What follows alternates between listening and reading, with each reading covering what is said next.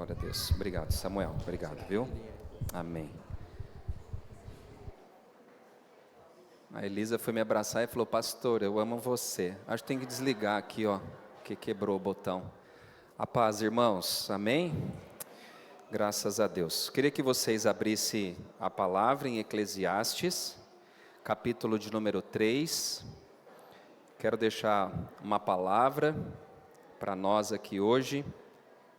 E o texto que eu escolhi foi Eclesiastes capítulo 3, que fala sobre os tempos que nós enfrentamos na vida. E eu queria deixar para nossa meditação essa noite. Amém? A Viviane está aí também, a mãe do Pedro. Bom tê-la aqui com a gente, viu? Deus abençoe sua vida. Veio passar uns dias aí com o filhão, com a Nora e com o netinho, o Vitinho. Essa figura, essa bênção de Deus. Vamos lá então? Capítulo 3, versículo 1 diz assim: tudo tem o seu tempo determinado, e há tempo para todo propósito debaixo do céu. Eu gostaria que você repetisse essa segunda parte do versículo 1. Vamos pegar na tradução ali? Vamos lá? Há tempo certo para cada propósito debaixo do céu. Vamos continuar. Agora, Salomão ele vai falar sobre algumas coisas que eu e você certamente passaremos na vida. Não tem como escapar. Primeiro, há tempo de nascer. Há tempo também de morrer, embora algumas pessoas não gostem dessa palavra morte. Há tempo de nós plantarmos e há tempo de arrancar o que plantou. Tempo de matar e tempo de curar. Tempo de derribar e tempo de edificar. Tempo de chorar e tempo também de rir. Tempo de prantear e tempo de saltar de alegria. Tempo de espalhar pedras e tempo de ajuntar pedras. Tempo de abraçar e tempo de afastar-se de abraçar. Tempo de buscar e tempo de perder. Tempo de guardar e tempo de deitar fora. Tempo de rasgar e tempo de coser. Tempo de estar calado e tempo de falar. Tempo de amar e tempo de aborrecer. Tempo de guerra e tempo de paz. Senhor, obrigado, porque a Tua palavra é viva, a Tua palavra é verdadeira. E que o Senhor me use essa noite para falar ao coração dos meus irmãos que estão aqui, inclusive ao meu também, Pai, porque todos nós estamos debaixo dessa lei, que é os tempos que nós enfrentamos na nossa vida, que é breve aqui na terra, passageira, como o Senhor nos diz, e que o Senhor me use agora mais uma vez para falar ao coração da Tua igreja, em nome de Jesus. Amém. Salomão, ele foi um dos maiores reis que Israel teve. E ele é o autor tanto do livro de Provérbios, o livro de Eclesiastes, e ele escreveu também o Cantares, que é um livro bem poético, um livro bem romântico. Salomão, a palavra fala que ele foi o homem mais rico da sua época do Oriente, e ele foi um dos homens mais sábios que pisou aqui nessa terra. A sabedoria de Salomão estava acima de qualquer sabedoria humana daquela época. E quando a gente lê um texto, a gente pode dizer também que da nossa época. E Salomão ele teve várias vivências na vida.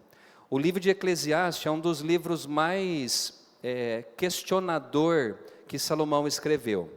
Ele vai falar sobre as vaidades da vida, ele vai falar daquilo que o homem enfrenta na terra, do trabalho, da morte, dos bens que a gente adquire, dos bens que a gente perde. E ele pega essa parte do capítulo de número 3 para falar de uma coisa que todos nós estamos debaixo dessa lei, que é a lei do tempo. O tempo, irmãos, ele é implacável. O tempo é algo que nós não conseguimos recuperar, e o tempo e aquilo que a gente passa na vida nós não conseguimos controlar. Jesus controlava o tempo. Ele controlou tempestade, ele controlou vários outros fenômenos da natureza, mas porque ele era quem? O Filho de Deus aqui na terra. Então, quando Salomão escreve esse capítulo de número 3, ele fala que eu e você estaremos passando por todos esses tempos na nossa vida. E o versículo 1 que eu pedi para você repetir comigo e falar comigo, é que dentro desses vários tempos que nós enfrentamos na vida, Deus ele tem um propósito.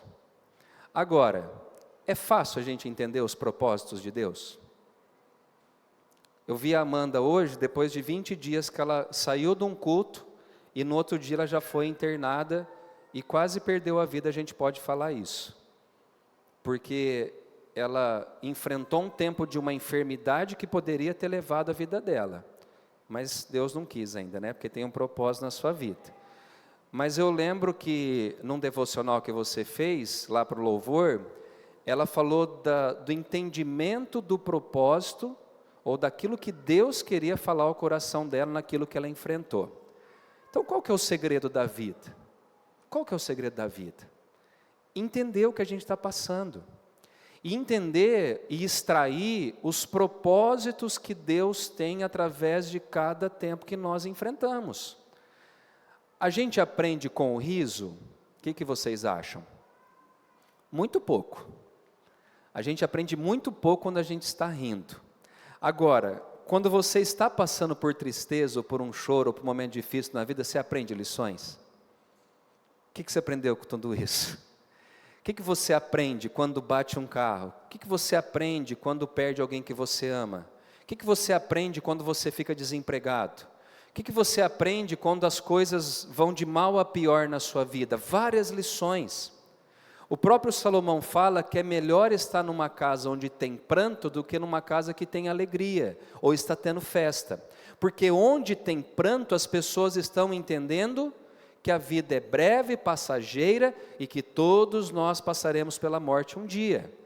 Então Deus, dentro dos propósitos que Ele tem para nós, Ele vai permitir que eu e você passemos por situações diversas na vida. Eu demorei um pouco para aprender que a vida não é só alegria, e a gente demora. Quando a gente é mais novo, qual que é o entendimento que você tem da vida? Que as coisas vão ser tudo tranquilas e fáceis. A gente tem.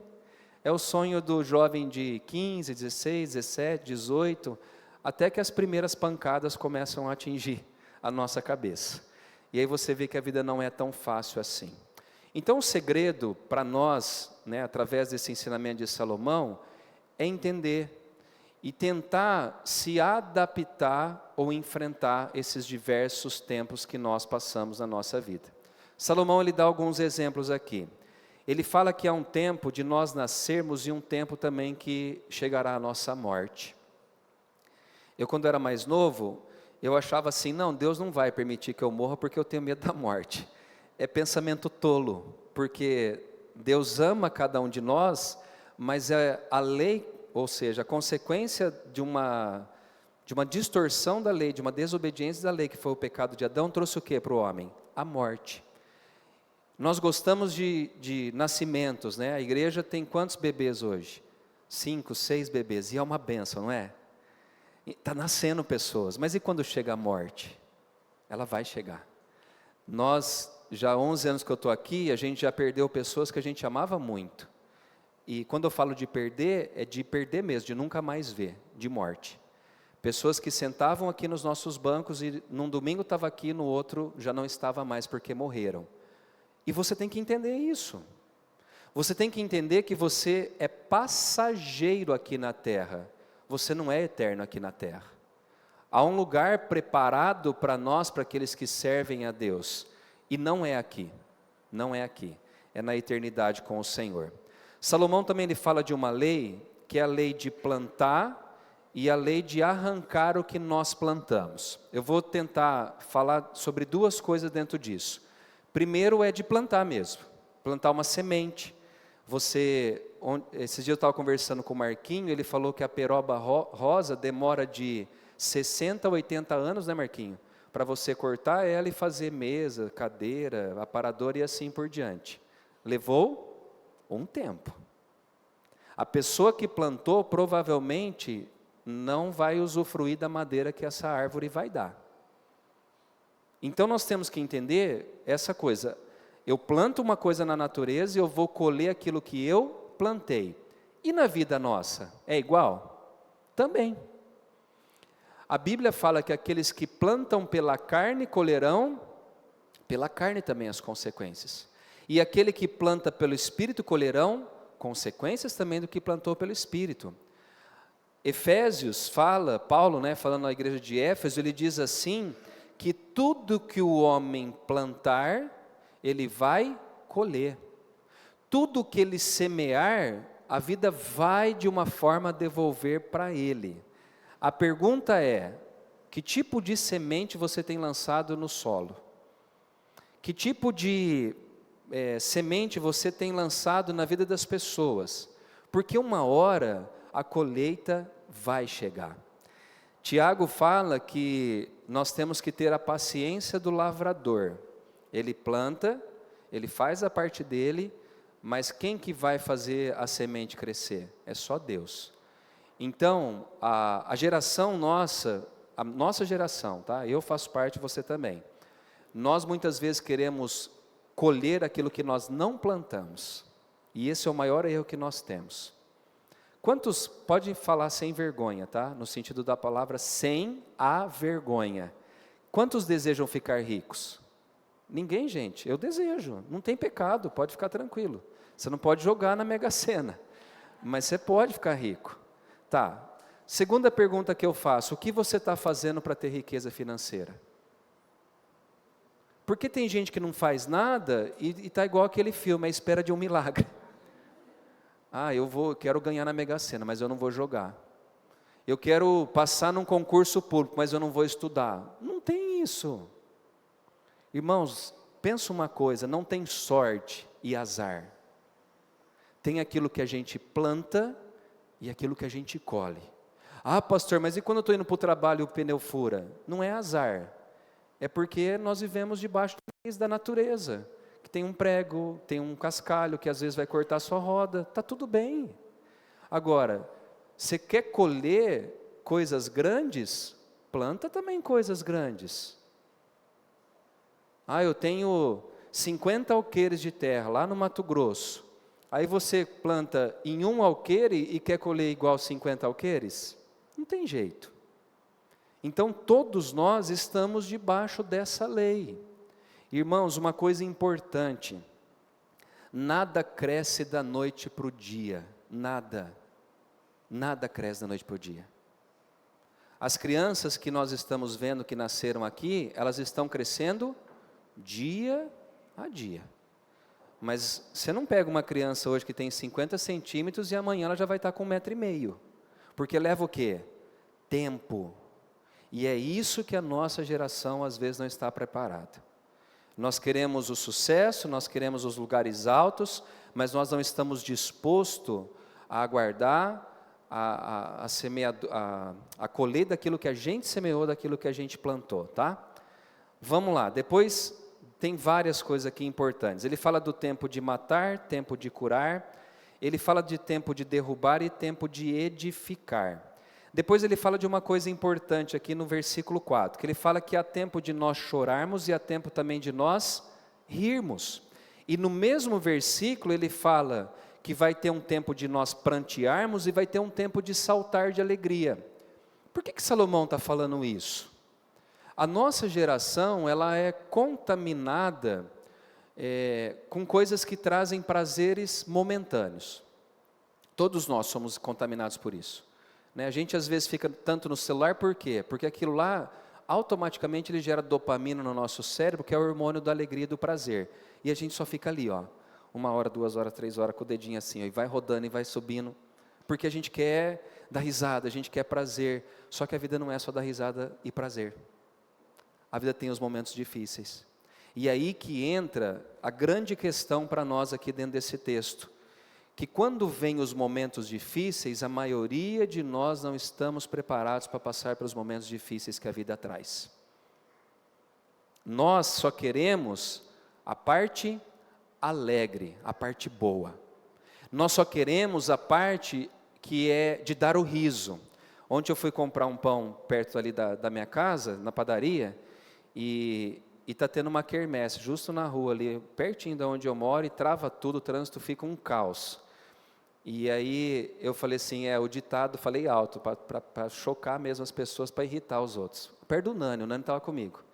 Eu falei assim, o povo não mudou, o povo gosta de pão e do quê? E de circo. Aí a veinha falou assim, hoje à noite eu vou lá. Eu falei, então, é o pão e o circo. É a quermesse. Bebida, bingo, dentro da igreja, vira aquele caos, né? Mas porque o povo só quer o quê? Riso, só quer alegria. Amanhã, muitos vão estar de que jeito? Não estou falando, irmãos, que você não pode festejar, tá? Pelo amor de Deus. Mas eu estou dizendo que não é o que a Xuxa cantava, né? A vida é uma festa. Não é. A vida não é uma festa. A vida não é somente flores. A vida não é somente risos e alegrias. Uma vez eu ouvi falar que aquele Jim Carrey, né, era um dos maiores humoristas de algumas décadas atrás, ele sofria de depressão. E ele fazia e fez eu chorar de rir já na frente da televisão. Só que nos momentos de dor dele, ele era uma pessoa depressiva. E nós temos que entender isso justamente para curar os nossos sentimentos. É tempo de chorar? Então você tem que fazer o quê, camarada? Chorar. É tempo de eu festejar? Meu filho nasceu, fui promovido, é festa de aniversário. Celebre. Agora, não fique naquele engano que só vai ter festa e riso. Não. E também não vai só ter choro, tristeza e pranto. A vida é feita desses altos e baixos. E nós, para ter uma saúde emocional boa, nós temos que entender essas verdades, verdades que às vezes não são ditas no nosso meio, né? Quem que nasceu e cresceu na igreja, naquela época que as pessoas falavam assim, ser crente é só vitória, vocês lembram dessa expressão? Não é só vitória. Era assim, Samuel, quando você converteu? É só vitória, não é só vitória. Amanhã você pode ir no médico, como a Amanda foi aquele dia, e falar, não é só vitória não, Amanda, se a gente não operar agora, você pode perder a sua vida. Amanhã você pode chegar no trabalho e falar assim, olha, a empresa vai mudar, a gente vai tirar a sede de Ribeirão, vai transferir para São Paulo. Não é só vitória. Então, para cuidado da sua saúde mental, eu estou falando para mim mesmo essa mensagem, tá, gente? Para a nossa saúde, Roberta, mental, emocional, entenda que há períodos difíceis na vida, que você vai ter que chorar. E por que é bom o choro? Porque você faz o quê? Coloca para fora aquilo que está pesado dentro de você. Eu conheço pessoas que não choraram em velórios de pai, de mãe, ou de algumas pessoas conhecidas, e que às vezes fica com aquele choro amarrado 10, 15, 20 anos. Nós temos que aprender a saber que vai ter momentos de nós chorarmos e vai ter momentos de celebração. Vamos lá, eu vou tentar caminhar para o final aqui. Ele fala também de tempo de espalhar pedra e tempo de ajuntar pedras. Naquela época esse texto fazia sentido, hoje não faz muito, porque fala, mas quem que junta pedra? Só pedreiro, né? Mas ele estava falando disso daqui mesmo, né? Porque naquele tempo as pedras eram usadas para as construções. Hoje é tijolo, ferro e outras coisas.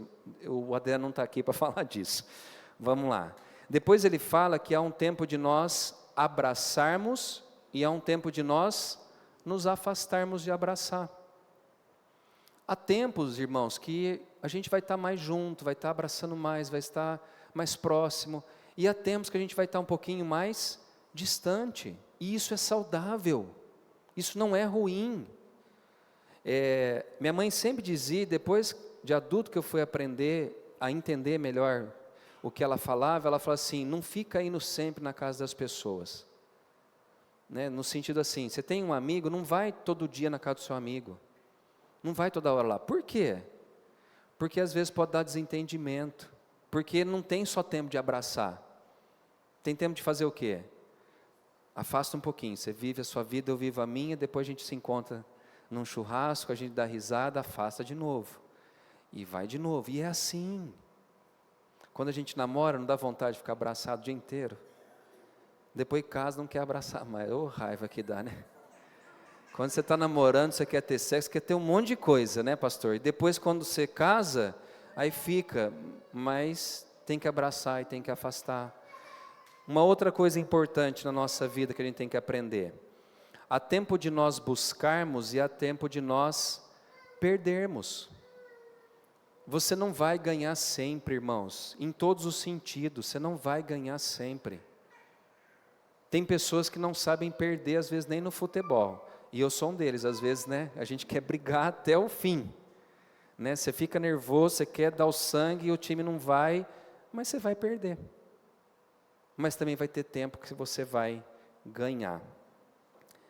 Há tempo também de nós guardarmos, e há tempo de nós não desperdiçarmos, mas deitar fora. Aplica isso para a sua vida em vários sentidos. Vai ter períodos na sua vida, quando você é mais novo, que você vai produzir muito mesmo. Você vai ganhar mais dinheiro, você vai ter mais tato para fazer alguns tipos de negócios. Deus vai colocar você em situações onde você pode alavancar a sua vida financeira. Só que pensa uma coisa, nenhuma fortuna é eterna. Nenhuma fortuna é eterna. Às vezes você pode ter uma reserva, você pode às vezes ter uma poupança, você pode ter alguma coisa que num determinado momento vai servir para cobrir uma dificuldade que você está enfrentando na vida. Eu vejo isso muito na vida da minha mãe. Ela trabalhou anos no estado como professora de educação física. Ela tem o ordenado dela, ordenado é antigo, né? O salário dela, ordenado é lá no passado. E ela tem a pensão do meu pai. Então, o que ela fez? Ela trabalhou, e hoje o que sustenta ela na velhice dela é fruto daquilo que ela trabalhou. Mas hoje ela está fazendo o quê? Hoje ela está deitando fora. Hoje só sai. Entra o salarinho, pinga e já sai. Entra o salarinho, pinga e já sai. E a vida é assim. A vida é assim. Você não vai, lembra daquele tio Patinhas, né, que nadava nas moedas, né? Tem gente que sonha com isso. Mas vai ter um momento, às vezes, que você vai ficar doente, você vai precisar fazer uma cirurgia. Às vezes um filho seu vai ter uma dificuldade, ou fazer uma faculdade, você vai ter que pôr todos os recursos lá. Então, você tem que guardar, porque vai ter um tempo de você deitar fora ou gastar aquilo que você guardou. Vai ter um tempo de rasgar, vai ter um tempo de você coser. Essa parte eu gosto, que há um tempo de nós ficarmos calados, e há tempo de nós falarmos. Ou coisa difícil que é isso.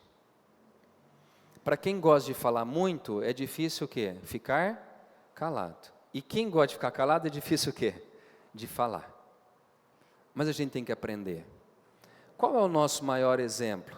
Como a Isabela disse algumas semanas atrás no Marquinho, o nosso maior exemplo é Jesus. Ele conseguiu fazer tudo isso aqui. Porque quando ele foi preso, ele foi levado ao tribunal para ser julgado e depois até a crucificação, muitas vezes ele fez o quê? Ficou calado, ele não falou nada. A Bíblia fala que como ovelha muda que vai para o matadouro, Jesus também foi na morte, na crucificação, calado, sem falar nada. Por quê? Porque era tempo dele não falar nada. Vai ter um tempo, irmãos, que não adianta você ficar discutindo, falando, brigando. Vai ter um tempo que é melhor você ficar calado. Eu já perdi muito tempo tentando me defender diante de algumas críticas e fiquei doente por causa disso. Como eu fui tolo, porque eu podia ter ficado calado. É Deus quem conhece a nossa vida. É Deus quem sabe das lutas que nós passamos no nosso dia a dia. E eu e você temos muitas vezes o direito de ficar calado. Até na justiça é assim, né? Para os doutores de plantão. Você quer falar? Você tem direito a uma testemunha. Você quer falar? Não, quero ficar calado. Lembra do Ronaldinho que foi julgado esses dias? O que você vai? Não quero falar nada. Eu não quero falar nada. Eu não quero falar nada. Ele entendeu, e a estratégia do advogado, ele estava usando a Bíblia. É tempo de ficar calado, fica quieto. Porque se você tentar falar, pode agravar o seu problema diante da justiça. No nosso caso, é a mesma coisa. Vai ter um tempo onde você vai ter que falar, mas vai ter um tempo que você vai ter que se reservar e deixar que Deus faça aquilo que é para fazer. Sem você falar, nada. E por fim, Salomão ele fala que há um tempo também de nós amarmos e de aborrecer, e um tempo de guerra, e há um tempo também de paz. Eu quero entender essa palavra que a gente tem que entender que nem sempre vai ser só love. Vai ter momentos, às vezes, difíceis, onde nós teremos que discutir, às vezes vai ter que ter uma coisa mais ferrenha, porque faz parte também da vida. Às vezes a gente acha que, vamos resolver sempre com amor, não vamos... Não, irmãos, tem coisa que não dá para resolver dessa forma. Não por você, mas às vezes por causa do outro. Às vezes você quer paz, mas a pessoa não quer a paz. Às vezes você quer dar o amor, mas a pessoa às vezes não quer receber o amor. E nós temos que entender essa verdade. Às vezes eu fico vendo as notícias lá de Israel, né, de ser atacado, tal, e bombardeio todo dia. E aí eu entendo essa palavra também. Israel ele se protege, mas chegou uma hora que ele teve que fazer o quê? Contra-atacar. Porque senão ele não traz defesa para o próprio povo e para a nação deles. E para Deus, ele fala que há momentos mesmo que você vai ter que guerrear. Claro que, irmãos, nós não vivemos em Israel, tá? Você vive no Brasil. Essa palavra se aplica hoje na nossa vida mesmo, na questão espiritual também. Porque vai ter tempo que você vai ter que guerrear, e não é contra pessoas, é contra o inimigo. Né? Porque às vezes o tinhoso, o diabo, ele se levanta com fúria para destruir e detonar a nossa vida. E a gente tem que guerrear. E a Bíblia fala que as nossas guerras não são carnais, as nossas guerras são espirituais. Vai ter que ter joelho no chão, vai ter que ter boca no pó, vai ter que ter muita oração, para que a ação do inferno seja destruída na sua vida, na sua família e em tantas outras coisas. Mas você vai ter que entender que nem sempre vai ser paz. Vai ter momentos difíceis que você vai ter que guerrear mesmo. E literalmente, gente, é guerra. Não é algo que é fácil. Você vai ter que combater, você vai ter que ir para cima. Paulo fala em 2 Timóteo que ele combateu o bom combate. Sabe o que isso quer dizer? Que ele teve que guerrear.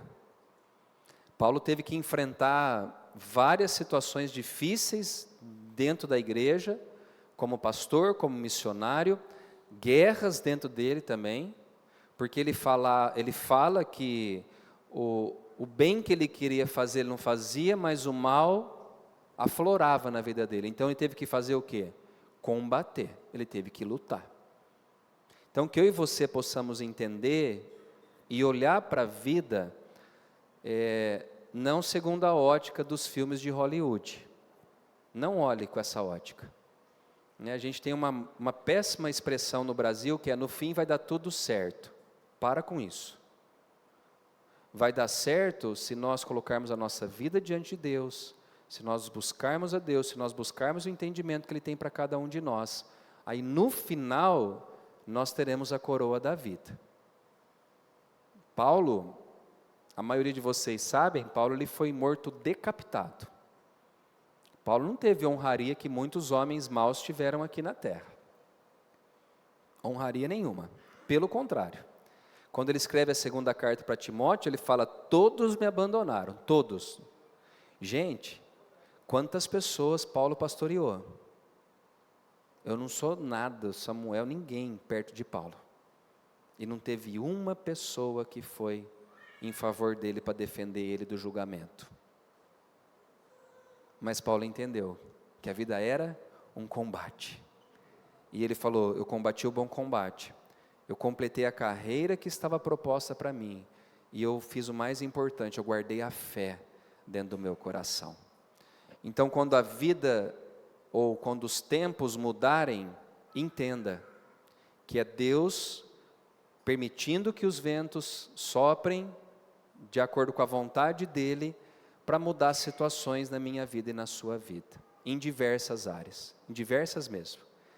Área física, mental, espiritual, emocional, tudo Ele faz porque Ele tem um propósito. E a palavra fala que o homem faz planos, faz projetos, mas a resposta certa vem de quem, gente? Vem dos lábios do Senhor. Então que eu e você possamos entender essas verdades que foram ditas aqui essa noite, entender que nós vamos enfrentar períodos. Marquinho, logo quando eu cheguei em Ribeirão, eu aprendi uma coisa com ele, que ele falava assim: a vida é cíclica, e são ciclos, são tempos. Ninguém vive em paz a vida inteira, não. Passa paz, depois tem guerra, passa paz, depois tem guerra, e a gente vai vivendo dessa maneira, e é entender essas verdades, para que a gente possa ter uma saúde emocional boa.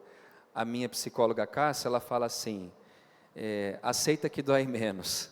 Você já ouviu essa expressão? Tinha, né, um humorista que fala, aceita que dói menos, e é verdade, aceita. A vida está trazendo algo para você, aceita. No sentido assim, tem coisa que não dá para a gente mudar. Eu marquei meu casamento para 16 de janeiro, lá com o pastor Samuel, com a Andréia. Meu sonho, pastor, é casar ao ar livre. Aí o Samuel fala, meu Deus, que sonho esquisito, em janeiro. Aí vai lá no dia do casamento, vem maior chuva, maior tempestade. Aí acabou, já passou por isso, né? Acabou com a minha vida. Não, acabou com o seu casamento no dia, com a sua vida não. Aceita. O que eu não consigo mudar, eu tenho que aceitar. Porque isso, eu faço parte do que eu estou pregando e você faz parte do que eu estou pregando. Vai ter situações que não adianta você fugir, você vai ter que encarar. Então aceite e fala, Deus, o que o Senhor quer me ensinar com essa situação que eu estou passando? Um dos exemplos grandes que nós temos na Bíblia é de Jó. Ele aceitou. Ele falou, eu aceitei o bem até agora, e agora o mal não vou aceitar? Isso não quer dizer, gente, que foi fácil. Isso quer dizer que ele aceitou, passou pelo processo, e depois Deus fez tudo aquilo que a gente já sabe, né? Deu tudo em dobro daquilo que ele tirou, ou permitiu que fosse tirado de Jó. Então que você possa aceitar e orar dizendo, Senhor, qual é o teu propósito? O que o Senhor quer, né? O que tem para que eu possa aprender diante desse tempo que eu estou enfrentando na vida? O que tem? O que eu posso aprender? E gente, o que é mais lindo e extraordinário, que quando Deus ensina algo para nós, a gente tem alegria às vezes de ensinar para o outro. O que eu passei com as minhas crises de ansiedade, o que eu estou passando com a minha mãe agora, as coisas que eu passo no casamento com a Ana, é difícil na hora, mas é aquilo que vai nos fortalecer para sermos usados por Deus lá na frente, para abençoar alguma pessoa que está passando por aquilo que eu já enfrentei, aquilo que você enfrentou. Eu achava que a depressão era uma frescura, até ficar depressivo. Eu achava que crises que a gente enfrentava e via os outros enfrentar, mas você acha chorar por causa disso? Até a gente passar por essa crise. E falar, não era tão fácil assim quando o irmão passou. E aí Deus então te usa para levar restauração, para abençoar pessoas através do sofrimento que você teve. O sofrimento seu vai ajudar a pessoas a serem curadas. Né? Quantos psicólogos, pastores, líderes que passaram por momentos devastadores na vida e que hoje ministram para casais, para pessoas e abençoam tantas vidas e famílias através de experiências negativas que eles tiveram. Então que Deus te fortaleça com essa palavra, que você segure firme nos momentos difíceis, nos momentos de choro, no momento de dor, que você permaneça firme e fiel ao Senhor, que é o autor da sua vida, foi Ele que te criou, foi Ele que te colocou aqui na terra, que você seja fiel a Ele. E aguarde, porque tudo passa, tudo passa. Hoje eu tenho saúde, mas amanhã eu posso não ter saúde, tudo passa. Então que o Senhor te abençoe. Eu quero orar por você, eu quero que você fique de pé, por favor. Eu quero que você pense um pouco naquilo que você está enfrentando hoje na sua vida. O que você está passando hoje? Como eu disse aqui no começo do culto, quando a Amanda terminou o culto, que depois ela foi internada, ela estava com um pouquinho de dor, chegou em casa, aumentou a dor, e de repente ela teve que ser internada às pressas. É muito rápido. Então, qual que é o tempo que está passando hoje? É um tempo de dificuldade financeira? É um luto? É um filho que está com problemas? É o casamento? É o seu trabalho? O que é hoje?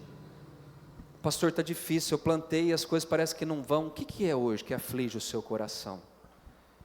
Que você olhe para dentro de você essa noite e você possa orar dizendo: Senhor, me ajuda a entender o propósito do que eu estou enfrentando hoje.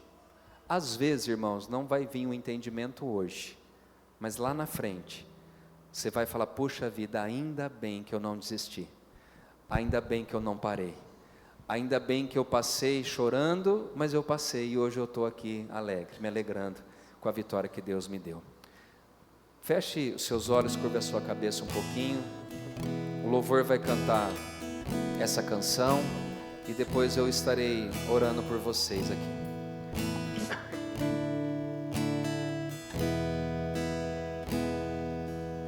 Minha fé não está firmada nas coisas que podes fazer.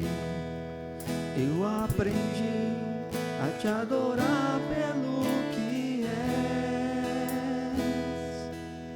Dele vem o sim, o amém, somente dele, mais ninguém. A Deus seja o louvor.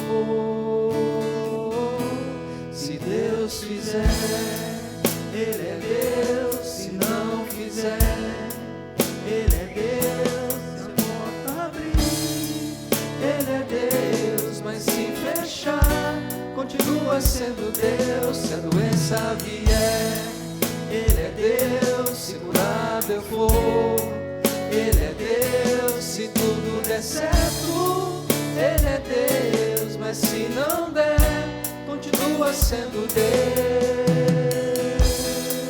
Eu não adoro pelo que Ele faz, eu adoro pelo que Ele é. Haja o que houver, sempre serás Deus. Eu não adoro pelo que Ele faz, eu adoro pelo que Ele é. Haja o que houver, sempre será Deus. Se Deus fizer, Ele é Deus. Se não fizer, Ele é Deus. Se a porta abrir, Ele é Deus. Mas se fechar, continua sendo Deus. Se a doença vier, Ele é Deus. Se curado eu for, Ele é Deus. Se tudo der certo, Ele é Deus. Mas se não der, continua sendo Deus.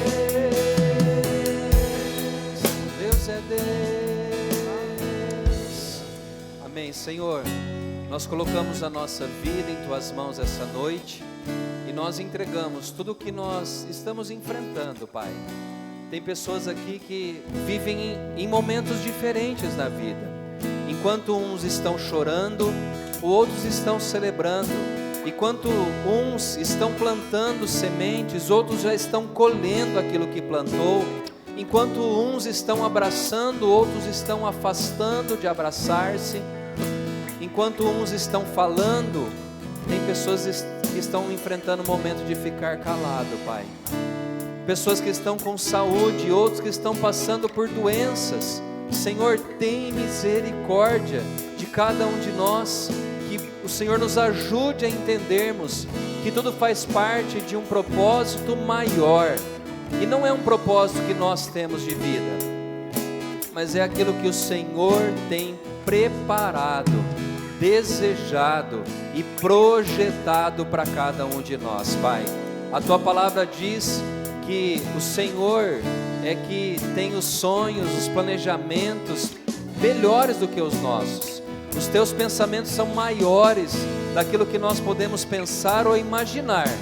E eu peço, Deus, que o Senhor traga paz aos nossos corações, às nossas vidas, para que possamos entender os propósitos que o Senhor tem estabelecido para cada um de nós. Muito obrigado, Deus, pela Tua palavra, obrigado pela Tua igreja, pelo louvor e tudo que foi dito e falado aqui entre nós essa noite, em nome de Jesus. Amém e amém. Você pode se assentar um instante?